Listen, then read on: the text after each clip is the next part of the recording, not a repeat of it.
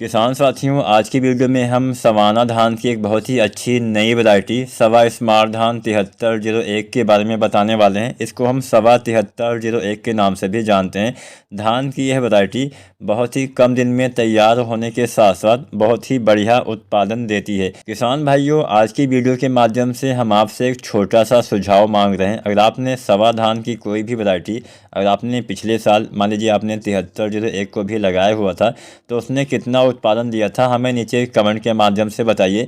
या फिर कोई भी वैरायटी जो भी आपने पिछले साल यानी 2023 में आपने जिस भी धान की वैरायटी लगाई हुई थी, उस धान की वैरायटी का नाम और उस वैरायटी ने कितना पैदावार आपके इलाके में दिया हुआ था, कृपया सही जानकारी अगर आप हमसे कमेंट के माध्यम से शेयर करते हैं तो आने वाले दिनों में हम आपके सुझाव को भी सम्मिलित करेंगे और उस हिसाब से बताएंगे कि हाँ, किसानों के बीच में यह वैरायटी इतना पैदावार देती है। तो कृपया आप सभी से अनुरोध है, एकदम सही जानकारी ही आप शेयर करिएगा ताकि किसान साथियों को थोड़ा सा सहायता मिल सके, जिससे वो भी आगे बढ़ सकें। चलिए वीडियो स्टार्ट करते हैं, जानते हैं आज वाली वैरायटी। सवाना धान काफ़ी अच्छी, मतलब सवाना जो कंपनी है काफ़ी अच्छे धान के साथ साथ अन्य जो हमारी फसलें होती हैं इनके भी बीज बनाती है। उसी में से एक वैरायटी है सवा स्मार्ट धान 7301 या फिर सवा 7301 से हम ज़्यादा इसको जानते हैं। तो यह वैरायटी कम दिन में तैयार होती है, यानी 115 से 120 दिन में ये जो फसल होती है पक के तैयार हो जाती है। अब ये जितनी भी फसलें जल्दी पक के तैयार हो जाती है उससे हमें ही फ़ायदा मिलता है। हमारे खेत को थोड़ा सा टाइम मिल जाता है जिससे हम अच्छे से खेत की तैयारी कर पाते हैं। कई बार ऐसा होता है कि धान कटने के साथ साथ हमें गेहूं की बुआई भी करनी पड़ती है।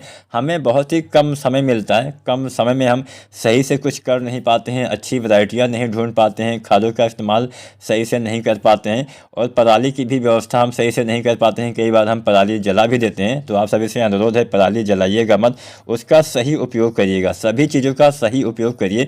उसको आप कंपोस्ट बना सकते हैं, उसको अपने खेत में भी मतलब डिकम्पोस्ट कर सकते हैं। आजकल ऐसी मतलब दवाएँ आ गई हैं, ऐसी खादें आ गई हैं जिससे आप उसको डिकम्पोस्ट कर सकते हैं या फिर किसी भी दूसरे चीज़ के उपयोग में आप इसको बेच भी सकते हैं। बहुत सी जगह पे इसको ख़रीदा भी जाता है।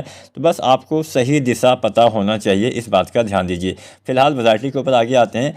सवा 7301 जो वैरायटी है 115-120 दिन में तैयार हो जाती है और लंबा पतला इसका अनाज होता है। खाने के लिए भी ये वैरायटी काफ़ी अच्छी होती है। इसके साथ साथ गिरने के प्रति अच्छी सहनशीलता इस वैरायटी में पाई जाती है। बेहतर मिलिंग यानी इसके जो वैरायटी के जो धान होते हैं, इसके धान से चावल की मात्रा काफ़ी अच्छी निकलती है। बेहतर मिलिंग प्रतिशत आपको देखने को मिल जाता है। सवा स्मार्ट धान 7301 में जो सबसे बड़ी विशेषता मुझे लगी मेरे हिसाब से, इसमें फरहा मुक्त बालियाँ। अब फरहा तो आपको पता ही होगा, खाली जो धान के जो खाली दाने होते हैं जिसके अंदर चावल नहीं होता है, उसको हम फरहा बोलते हैं आम भाषा में।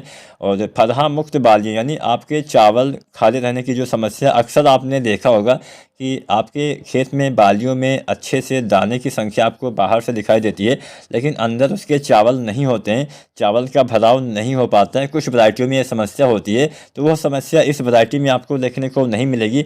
लगभग 100% दाने का भराव होने से आपको अच्छा उत्पादन मिलेगा। मान लीजिए आपकी, मतलब उदाहरण के लिए मैं बता रहा हूँ कि एक बाली है, एक बाली में 100 दाने आए, 100 में से आधे दाने खाली हैं तो उत्पादन आधा हो गया। अगर 100 दाने में से 90 मान लीजिए 10 खाली रह गए, 2-4 खाली रह गए, कोई बात नहीं। तो मतलब जितना दाना खाली रहेगा उतना कम उत्पादन भी मिलता है। इस बात का भी आपको ध्यान देना चाहिए। तो इसमें फरहा मुक्त बालियाँ, ऐसा बताया गया है कंपनी के द्वारा कि इसमें फरहा मुक्त बालियाँ होती है। यहाँ पे मैं आपको एक चीज़ और बता दूँ, यह कोई प्रमोशनल वीडियो नहीं है। हम अपने वीडियो में लगभग उन सभी किस्मों को सम्मिलित करते हैं जो किसानों के बीच में अच्छा उत्पादन देती है।